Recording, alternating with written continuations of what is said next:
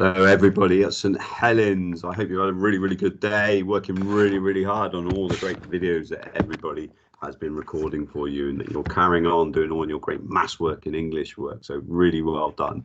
And you know that Mr. Spence has said that myself and Mr. Spence will be reading a story from a book every single day at 5 p.m. And yesterday Mr. Spence started the story of The Enormous Crocodile by Ronald Dahl, and so it's my turn to take the next part of this story. So hopefully you will be able to follow this through as I read it through.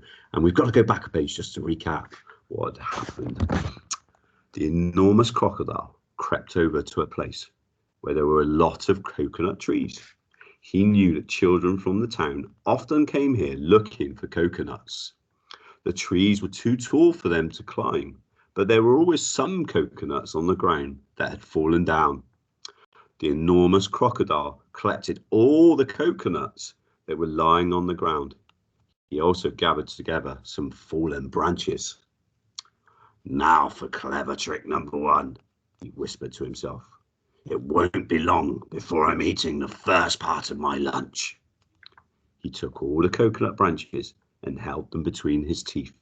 He grasped the coconuts in his front paws. Then he stood straight up in the air, balancing himself on his tail. He arranged the branches and the coconuts so cleverly that he now looked exactly like a small coconut tree, standing among the big coconut trees. Soon, two children came along.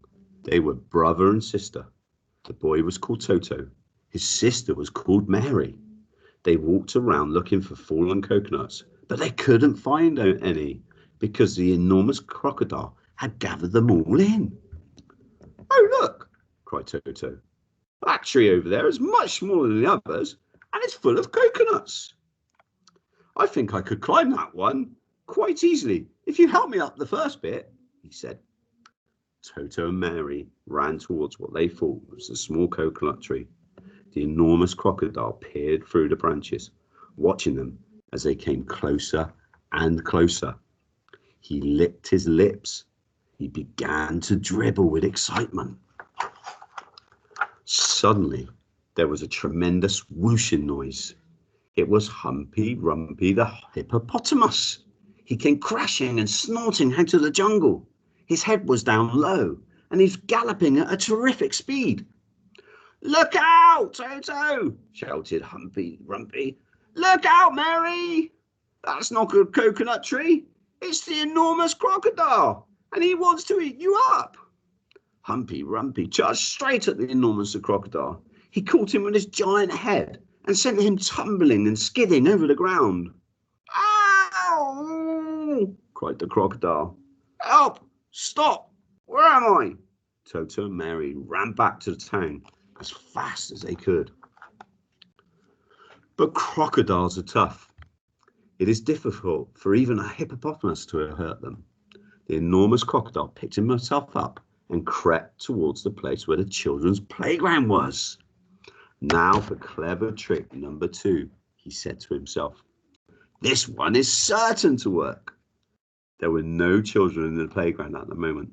They were all in school. The enormous crocodile found a large piece of wood and placed it in the middle of the playground. Then he lay across the pieces of wood and tucked his feet in so he looked almost like a seesaw. When school was over, the children all came running onto the playground. "Oh, look!" they cried. "We've got a new seesaw!" They all crowded round, shouting with excitement. "Bags, I have a go first. I'll get on the other end. I'll go first. I want to go first. So do I. So do I." Then a girl, who was older than the others, said, "It's a rather funny, knobbly sort of seesaw, isn't it? Do you think it'd be safe to sit on?" "Of course it will," the others said. "It looks as strong as anything." The enormous crocodile opened one eye just a tiny little bit and watched the children who were crowding around him. Soon he thought, "One of them is going to sit on my head. Then I will give you a jerk and a snap, and after that, it will be yum, yum, yum." And we're going to leave it there. What do you think's going to happen? what do you reckon will happen? Hopefully the children will realise it's the enormous crocodile. So if you want to find out what happened to those children who came out of school onto the playground, then join us tomorrow for the next part of the enormous crocodile.